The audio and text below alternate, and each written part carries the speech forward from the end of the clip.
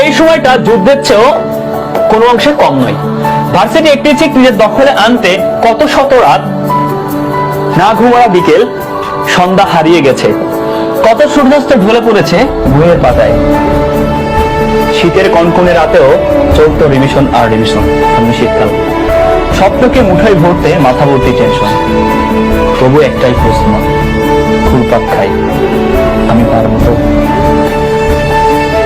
আমি জাহিদ হাসান যখন এইচএসসিতে ছিলাম, আমার স্যার বলেছিলেন তোমার শরীরে হাড্ডি আর রক্ত থাকলে একদিন মাংসের অভাব হবে না। তাই আজ মাংসের স্বল্পতার ভয়ে রাত জাগা বন্ধ করো না।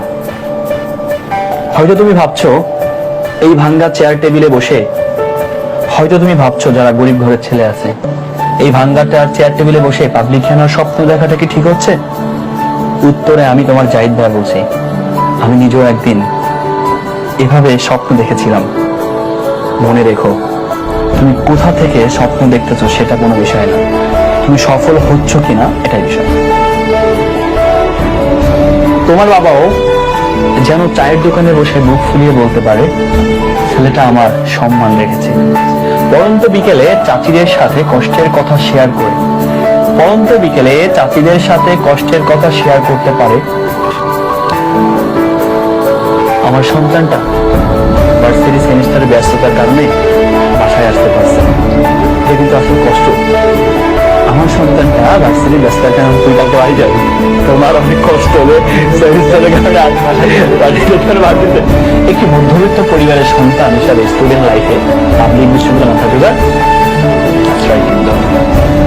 চোখের নিচে কালি জমবে, কোমর ব্যথায় টনটন করবে, রাত পেরিয়ে ভোর হয়ে যাবে 100%। আর এই কথাগুলো সে কোথায় নোট করে রাখবে? এইখানে। এইটা তার 4টা মাসের পড়ার রুটিন। যখন তার কোমর ব্যথা করে রাত 5টা লিখে রাখবে, 5টা অ্যাকাউন্টিং শেষ করলাম, 4টা মাস লিখে রাখবে, তার সফল হবে, সে মানুষকে এটা দেখাবে। আমি জানি এইটাও আমরা কুরিয়ার হিসেবে দিয়ে দিচ্ছি স্টুডেন্টদেরকে। চোখের নিচে কালি জমবে, কোমর ব্যথায় টনটন করবে, রাত পেরিয়ে ভোর হয়ে যাবে, তবুও থেমে গেলে চলবে না, এর নামই আর ভীষণ যোদ্ধা। আসলে তুই আমাকে একটা কথা বলছিলি যে আমার আমি সাবান কিনছিলাম কিন্তু আসলে কোন দিন লাগাইছিলাম এটা বোঝা, এখন কিন্তু তোর দেখ কি বল এখন আসার আগে একটু তেল দিয়ে আসে। আমি তোকে লাইভ শুরু করতেছিলাম, ধরো বলতে ভাই একটু দাঁড়ান 2 মিনিট, আমি একটু সেজে আছি, ব্যাপারটা এরকম।